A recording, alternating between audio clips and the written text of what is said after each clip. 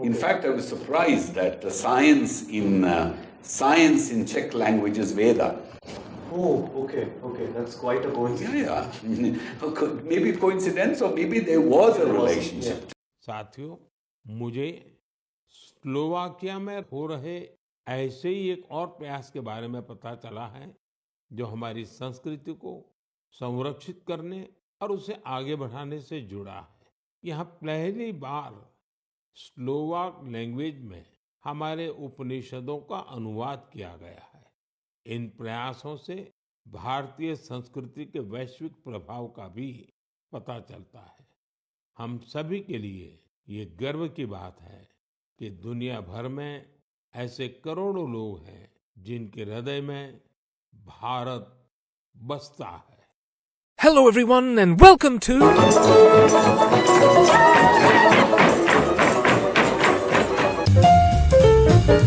This is Europe, and here's Slovakia. Now come on, let's go, shall we? The first people to tread into Slovakia all those ancient years ago found a land thick with forest and barbed with mountains, and they sheltered themselves in caves such as this one in the country's southwest. As the centuries passed, the inhabitants began farming and tinkering with metals, and became part of the broad realm of Celtic influence. Subsequent centuries brought different invasions. The Germans and Romans had a long three-part war here that the Romans eventually won. The final battle of which was depicted, very inaccurately, in the movie Gladiator. In the 4th century, the Eurasian nomadic warriors known as the Huns swept into the region too, stirring up the usual chaos. More arrivals followed as Rome crumbled, but the most lasting were the ones who actually lasted in the area, namely the Slavs. The 5th and 6th centuries saw a vast migration of Slavic tribes into southern and eastern Europe. The Slavs who settled here would coalesce into the people groups we know as Poles, Czechs and Slovaks. The Slovaks formed their own state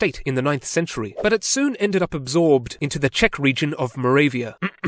That's Great Moravia. Yes, Great Moravia. Yes, and don't be forgetting it, you upstart whippersnapper. The West Slavs, meanwhile, had rejected paganism in favor of Christianity. In the early 900s, the Hungarians swept in and conquered Slovak lands. Barring a few interruptions, the Hungarians ruled over Slovakia for the next 1,000 years. What happened in all this time? Well, in the 1200s, the Mongols invaded and caused the usual death and destruction, killing around a third of the population. The kingdom bulked up its defences as a result of the devastation. This enormous castle was built in Slovakia, and when the Mongols invaded again, they were crushed and never posed a threat again. Now, sometime later, when the Ottomans started invading Hungary, the capital was moved to Pressburg, which is today called Bratislava, the capital of Slovakia. Now, somehow, after all those hundreds of years and scores of conflicts, the Slovaks had managed to retain their identity, language and culture. In 1848, the Slovaks arose in a revolution for independence, which did not succeed. Slovaks and their neighbours the Czechs were getting more and more sick of foreign occupation, and in 1918, after World War I, they decided to fuse together and become one independent democratic state called Czechoslovakia. Things went pretty well, then not pretty well,